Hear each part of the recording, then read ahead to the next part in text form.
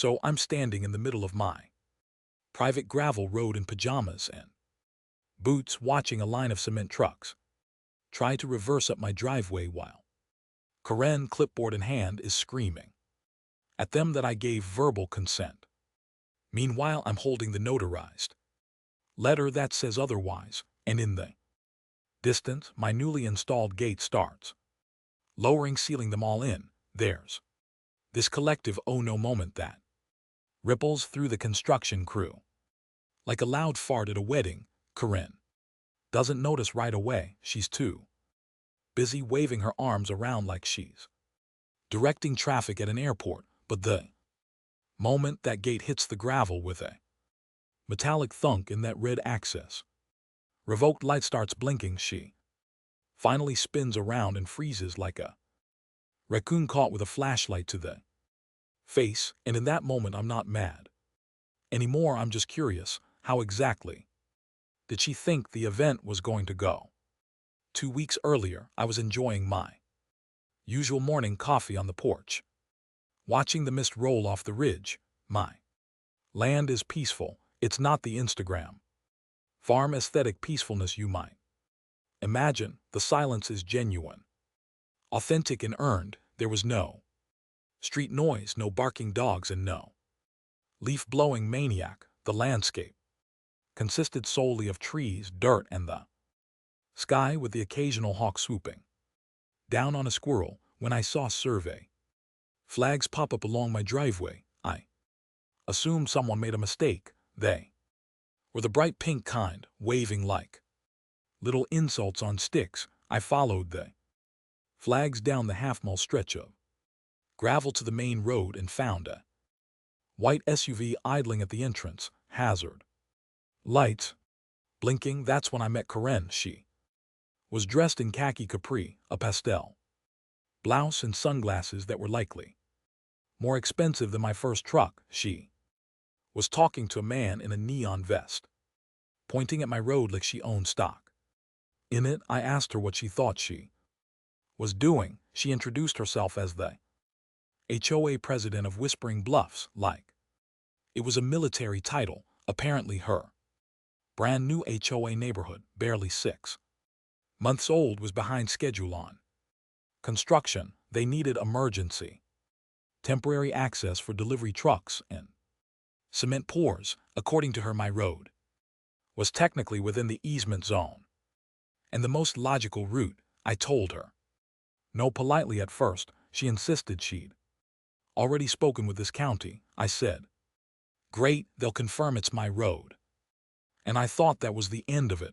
It wasn't. 2 days later, a backhoe rumbled down my driveway like it was taking a Sunday stroll, followed by a landscaping truck. Then 2 men in orange vests tried to unload a porta-potty directly across from my mailbox. I was in disbelief. This was not the type of disbelief that elicits yelling and throwing objects. No, the response was the kind where you just stand there, mouth open, holding a coffee cup like it's the only thing tethering you to reality. I asked the workers who authorized this. They said Karen. That was their only answer, like she was some HOA oracle granting divine permissions.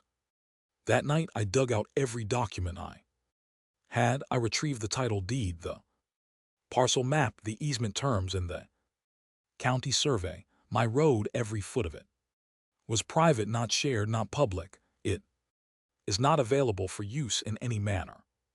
And just to be extra clear, I had a notarized letter drafted the next morning stating in simple language that no HOA resident or contractor had permission to use my road for any reason. I hand delivered it to Karen's house. She smiled, said thanks, and shut the door in my face. I thought that was a Karen mic drop. It wasn't. It was a smirk before a storm, because the next day I came home to find my mailbox uprooted, my gravel rutted by heavy tire tracks, and no joke, a laminated sign posted at the edge of my land reading Future Whispering Bluffs Access Point. Thank you for your cooperation. That was the Moment I realized the issue wasn't just ignorance or arrogance, it was war. She wouldn't accept no as an answer, so I stopped saying it. I stopped arguing. I stopped responding to her emails, which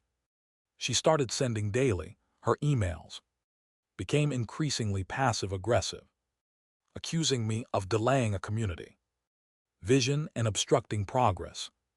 Meanwhile, I was quietly planning something more constructive than she could imagine. I called in a favor with a contractor friend. I had him install a motorized gate just off the main road. The gate is solar-powered, heavy-duty, and operates quickly. I also bought a couple of motion sensors and a trail cam to capture any accidental entry. I didn't tell Karen. I didn't need to. She wasn't interested in listening anyway. Then I waited. This morning everything reached its peak, the rumble of diesel engines and the sound of tires crunching. Gravel woke me up. 6 cement trucks were lined up on my driveway. One had already started rotating its drum as if it were ready to pour. Karen was out front with her clipboard, acting like she was aging a film shoot. I grabbed my coffee, slipped on my boots, and walked outside in my pajamas. They say never argue with a fool, but I wasn't there to argue. I was there to watch. I asked the lead driver who authorized their entry. He informed me that the HOA president had given his approval. I held up my letter, notarized, dated, legally binding. Then I turned and waved at the camera mounted to my fence post. Karen went pale. That's when the gates started lowering. The trucks were already inside my property. My road was blocked. Her problem. And just when I thought the scenario couldn't get more surreal, the driver stepped out of his truck and muttered, "So are we stuck here now?" Shrugged. That appears to be the case. Karen started dialing frantically.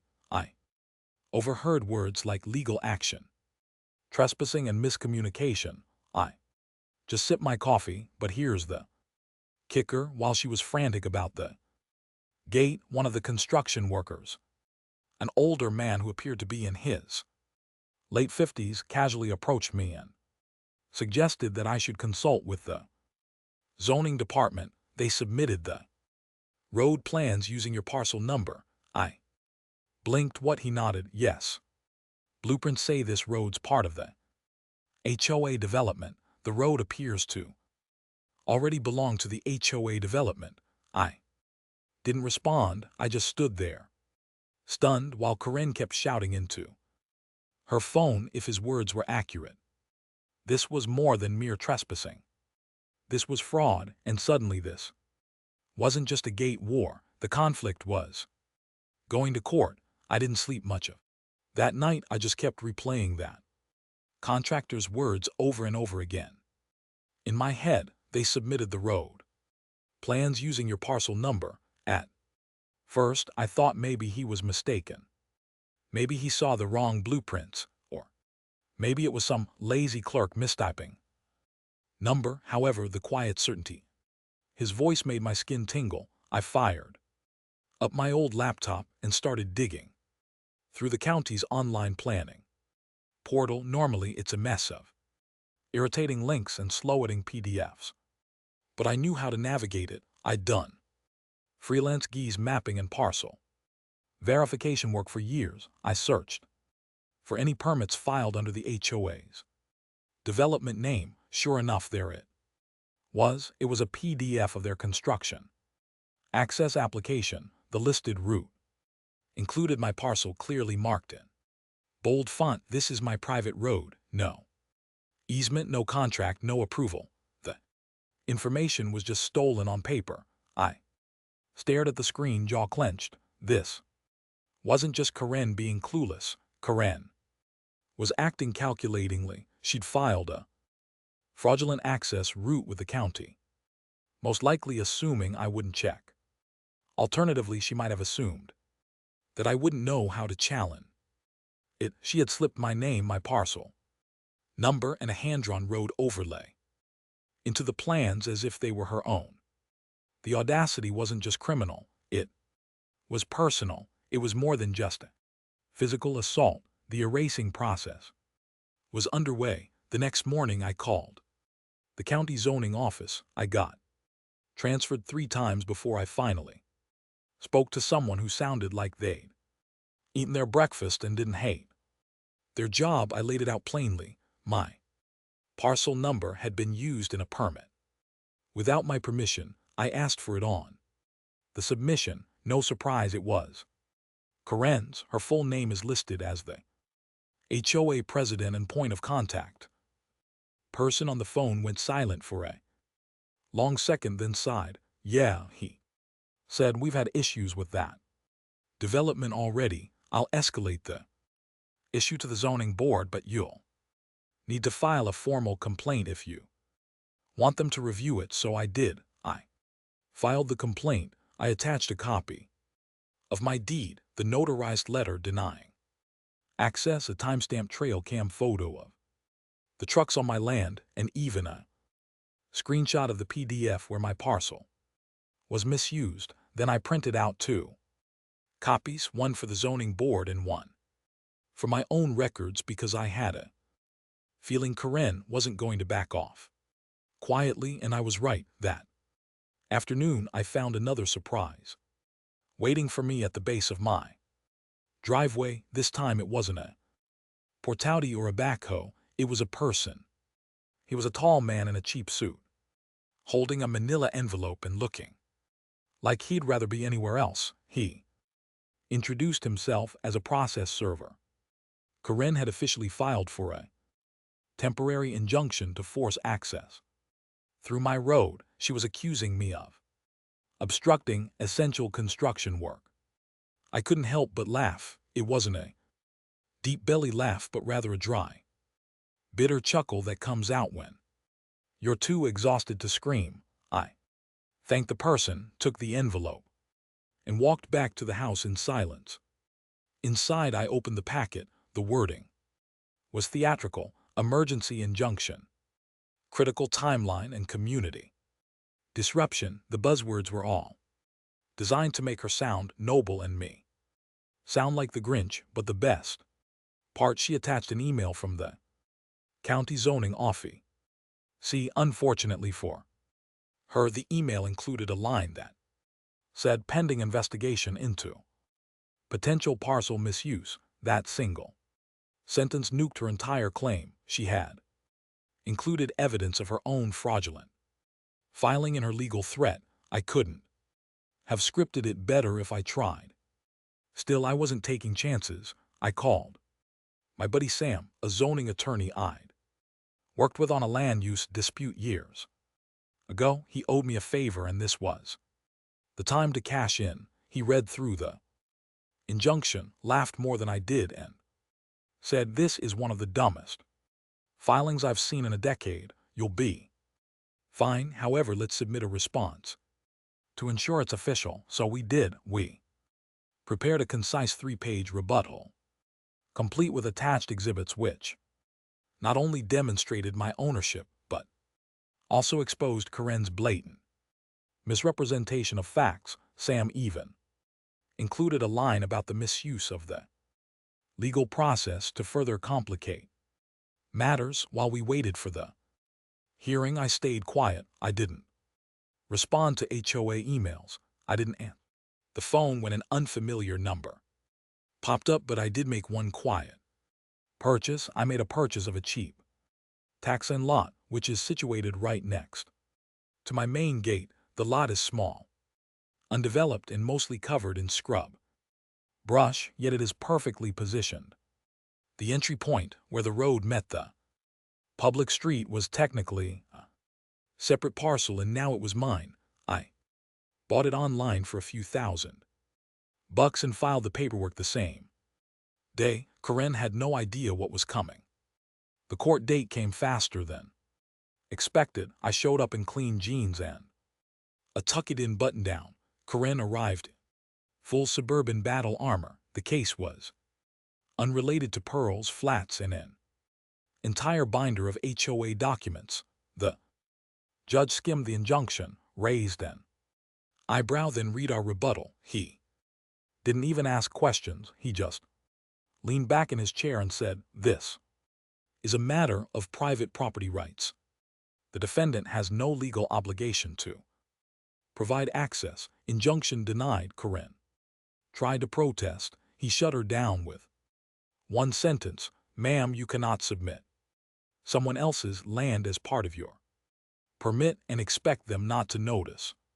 She stormed out without looking at me, but I smiled all the way back to my truck. I figured that would be the end of it, but of course, Corinne doesn't know how to lose. 3 days later, she sent a new letter. This letter was sent from a different law firm, a friendly mediation request asking me to reconsider allowing temporary supervised access through my road. They even offered to repair any incidental damage. I framed it because that was the moment I knew I'd won. They were desperate, and I wasn't even done yet. During this time, the county zoning board initiated an official investigation into the HOA's development plans. Apparently, I wasn't the first person to complain. Someone else, likely another landowner near the ridge, had filed a similar claim, and now the entire development project was under scrutiny. Access roads, lot lines. The plan also includes the community sewer system. Corinne had uncovered a complex situation that she was unable to resolve, but the final cherry on top, the county assessor called me. They wanted to confirm whether the new gate at the parcel entrance was permanent and whether I had any commercial plans for the access lot I just purchased. I told them it was just for privacy. They nodded, noted it, and mentioned they were reevaluating how the HOA had claimed road usage on their project map. I asked if that meant a fine or another consequence. The guy chuckled and said, "Oh, it might mean a lot more than that." That night, I poured myself a drink, walked down to the gate, and watched the sunset through the trail cam monitor. The trucks hadn't come back. The road was quiet again. However, I sensed that Corinne was far from finished. She was quiet, too quiet. When Corinne becomes quiet, it's important to double-check the lock. The quiet didn't last long. People like Corinne never seemed to change. You'd think after being publicly shut down in court, personally embarrassed, and caught submitting fraudulent permits, she'd crawl back into her cul-de-sac and start a knitting club or something. But no. See, people like her don't learn the way normal people do. They don't reflect. They regroup like bad franchises with unlimited budgets and no original ideas.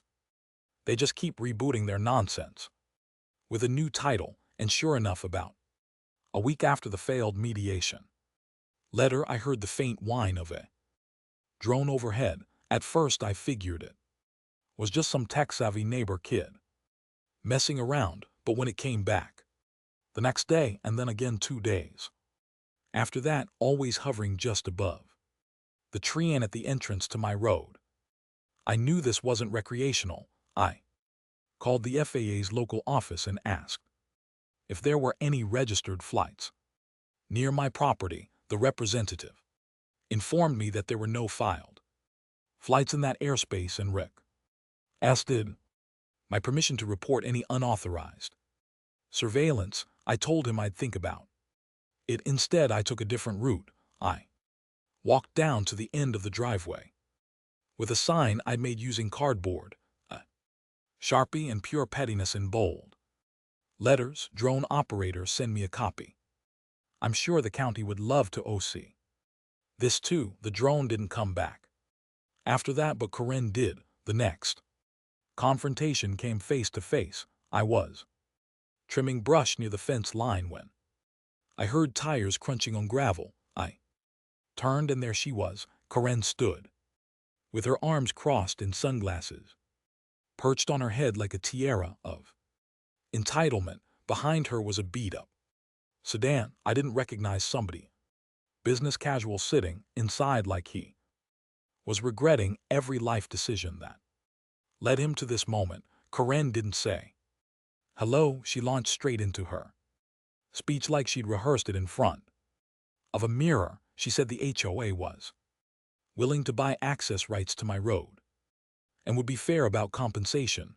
I asked what she meant by fair. She named a number so low I thought she was joking. I laughed. She didn't. Then she added, it would be easier if you agreed, before this becomes complicated. I looked at her for a long second, not because I didn't know what to say, but because I was trying to decide whether she had just threatened me or if she genuinely thought that was diplomacy. I told her no, I refused to make a deal, engage in any discussions, or grant her access. I asked, do you want a road? Build your own. I'm not here to subsidize your negligent planning. She tried to protest, but I cut her off and pointed toward the newly acquired access lot where a crew I hired had finished installing a chain link fence and a locking gate. It wasn't a cheap one either. This one had buried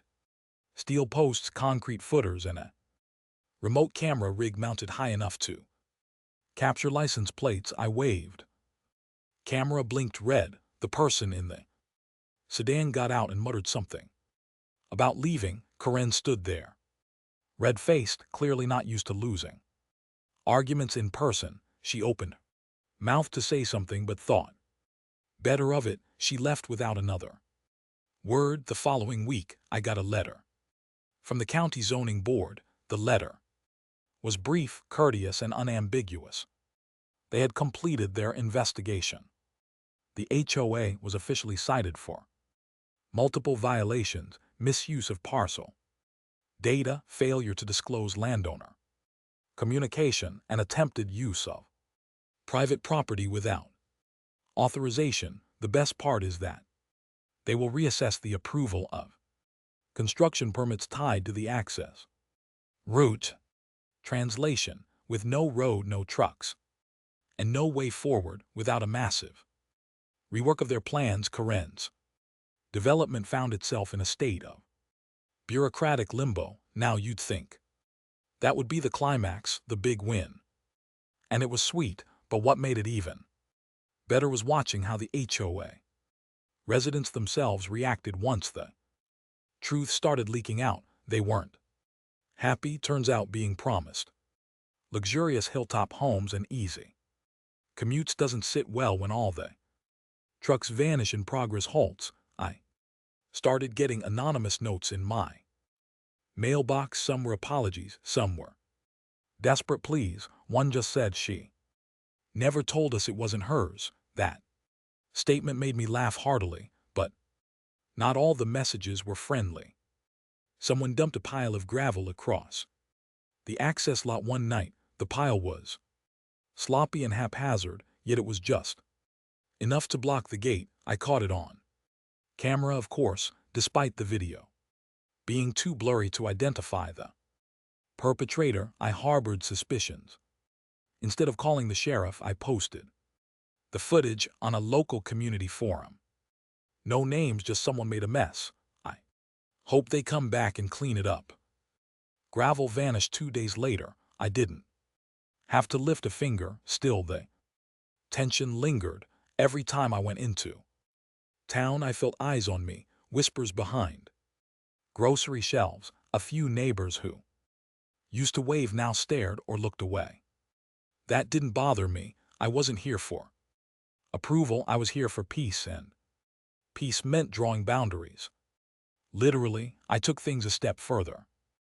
I landscaped the access lot. I not only fenced it but also completely transformed it. I brought in some native shrubs, a stone garden path, a couple of birdhouses, and a nice little plaque that read private family green space. There was no way to access the area beyond this point. It looked pleasant, almost quaint, until you learned the backstory. Then it looked like the most beautiful middle finger in botanical form. Even after everything I Still felt like Corinne had one more trick up her sleeve. People like her always do. They lie low, regroup, and wait for some tiny sliver of opportunity, and then they pounce. That's why when I saw the county assessor's SUV parked just beyond the driveway one afternoon, I didn't assume the worst, but I didn't assume the best either. I walked up,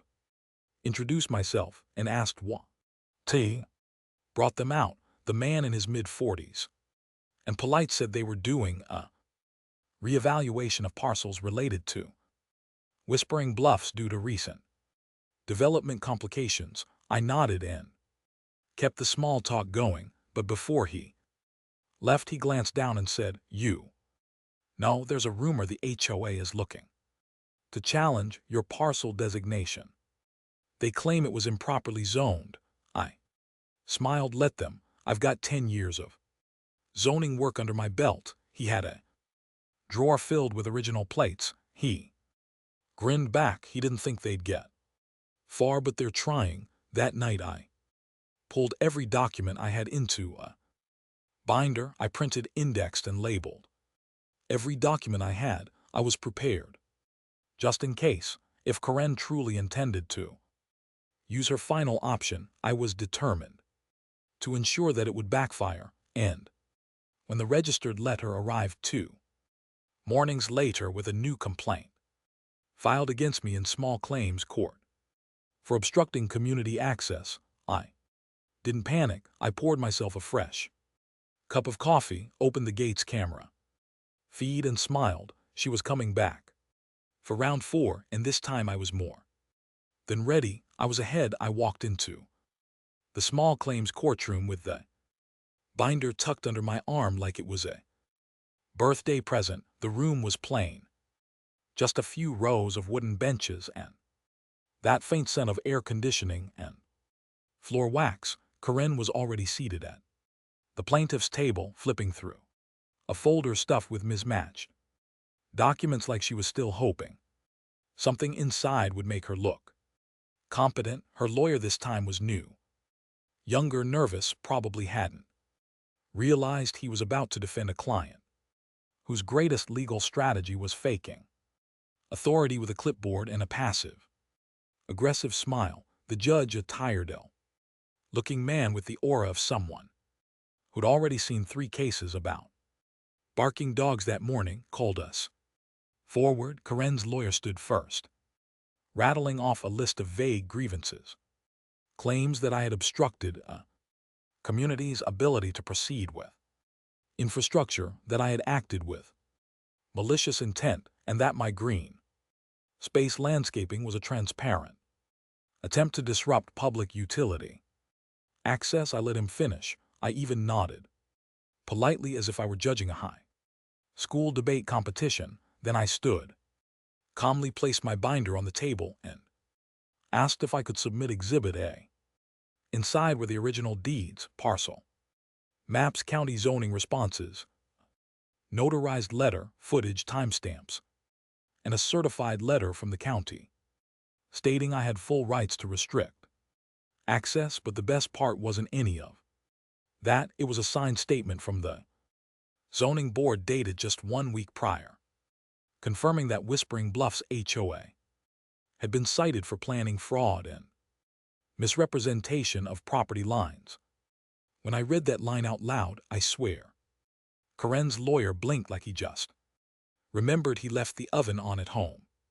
The judge took a beat, then he sighed, looked directly at Corinne, and asked if she had anything further to add. She stood up red-faced and tried to launch into a speech about community good, how the development was suffering, and how her residents were losing money. But the judge held up a hand and said, "Miss Corinne, this is not a zoning hearing. The subject is small claims, and you've brought no valid claim. Case dismissed. Please do not return to this courtroom with matters already ruled on by a higher jurisdiction." And just like that, it was over, or so I thought. Outside the courthouse, I figured Corinne would storm off. Instead, she waited for me in the Parking lot like some kind of HOA final. Boss, she didn't speak at first, she just stood there arms crossed waiting for me to say something, so I said the only thing I had left to say, you've completed your task, Corinne, go home.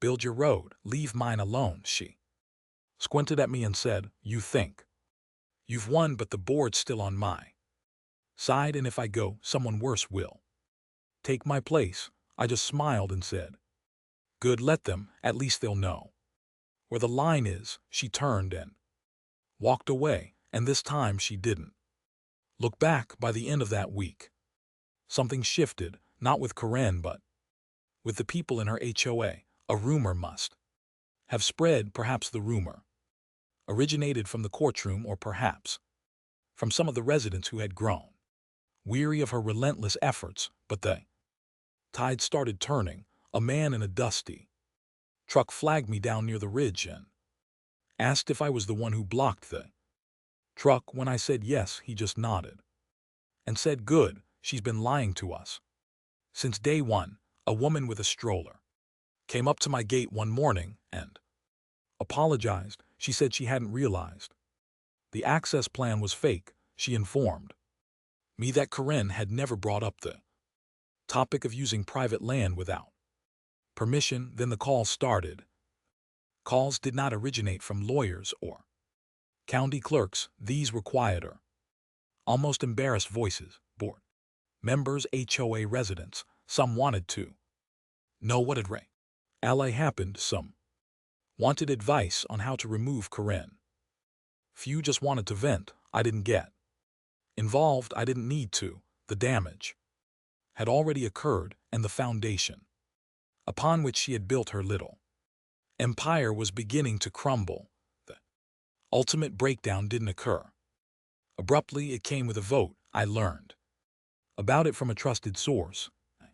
Special HOA board meeting. Corinne received a request to step down. She tried to fight it, of course. She claimed she was the only one with a vision, but apparently when you spend half your tenure fighting a property owner you don't control and racking up citations with the county, people stop seeing your vision as leadership and start seeing it as a lawsuit waiting to happen. They replaced her with someone quieter. She reached out through an actual attorney who understood land law and offered a formal apology. I accepted the apology. I decided to use the apology constructively. The new HOA president and I sat down for coffee. We were not friends, but rather two individuals who recognized the importance of drawing boundaries on a map and adhering to them. We talked about rerouting the access road through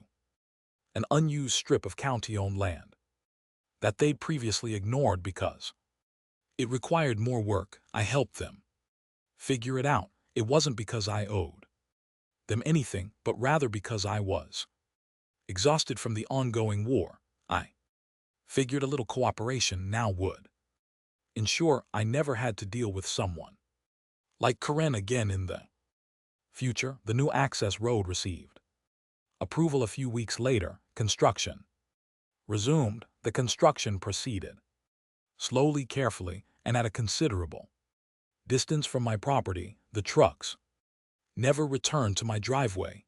The gravel stayed clean. The gates stayed shut. Regarding Corinne, she remained present. She didn't disappear. She just shrank. Word was that she still resided in the development, but she had transformed into a neighbor to be avoided. She had become the neighbor people avoided, the one whose opinions were no longer requests but background noise. Her clipboard days were over. Her authority was revoked, and while I didn't throw a party or post about it online, I did add one final touch to the stone marker at the entrance to my private road. Just beneath the word no HOA access, I carved a simple message. Some people construct fences from wood. There were others who had left their lessons early. I stood by that gate one evening just as the sun dipped behind the ridge and watched a deer cross the Path that used to be overrun with tire tracks, the air was still, there were no diesel fumes present, no shouting, just be quiet. It was earned, defended, and completely mine. In the end, I didn't just win, I reminded an entire community where the boundaries are and what happens when someone tries to rewrite them without permission. Karen tried to build a road through my life. I constructed a wall in response to her plans. What is the view like from this side? It's never been better.